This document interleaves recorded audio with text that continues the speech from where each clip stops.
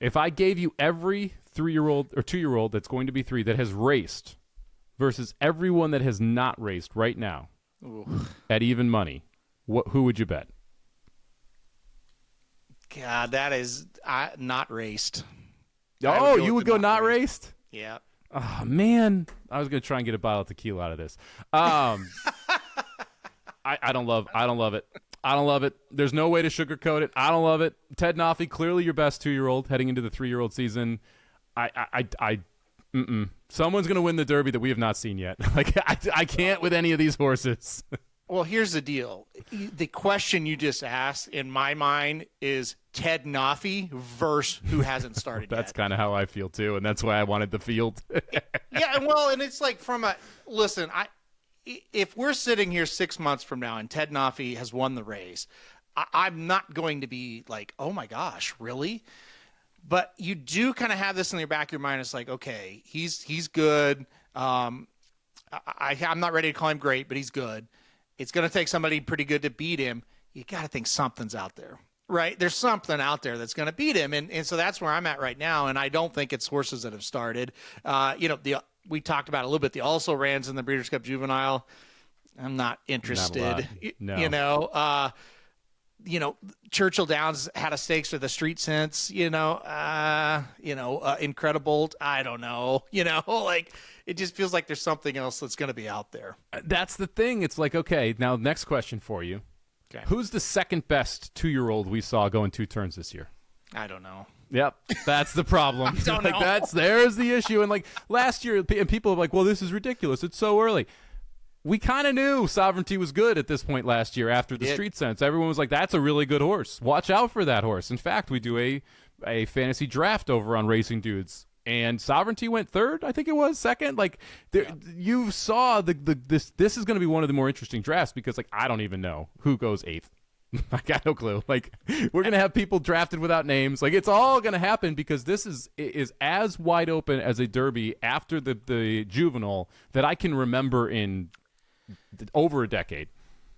Absolutely. And so, with that fantasy draft that Mike's talking about, there's 11 teams. I think there's going to be 10 or 11 this year. I haven't decided yet. But anyway, the number 1 draft pick I do think matters because I think if you get the number 1 pick, it's just Ted Noffey and you move on because he is the known. Your spot 2 through 10 means nothing this year, in my opinion, unless we see something between now and when that draft happens because there's just a lot of average horses out there right now. There just is. And like you said, we did know about Sovereignty this time last year. You sure he didn't run in the Breeders' Cup, but it's like, I saw that race he ran at Churchill. This horse is pretty good. You also saw some maiden races where it's like, hey, when they stretch him out, he's going to be pretty good, right? Yeah. He's really well bred and he's running like crazy going 6 furlongs, and that's the last horse that wants to go that distance. So, we don't know. I think a lot is going to start to happen between now and the end of the year. Churchill Downs runs a lot of maiden special weights now through Thanksgiving. Aqueduct, same kind of thing that's going to be happening there. Gulfstream will kind of start to get going, and you're going to see that as well. So there's going to be a lot of, horses popping up where you're going to be, okay, they moved to number 2 this week. They moved to number 2 this week because number 1's pretty locked and solid. And until he gets beat, he deserves to be the number 1 ranked horse.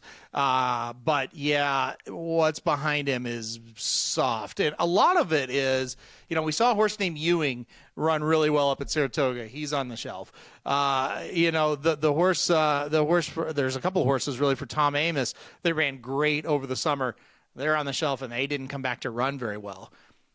Those horses that it's like all the Bob Baffert runners are like, they're not very good as of right now that we've seen.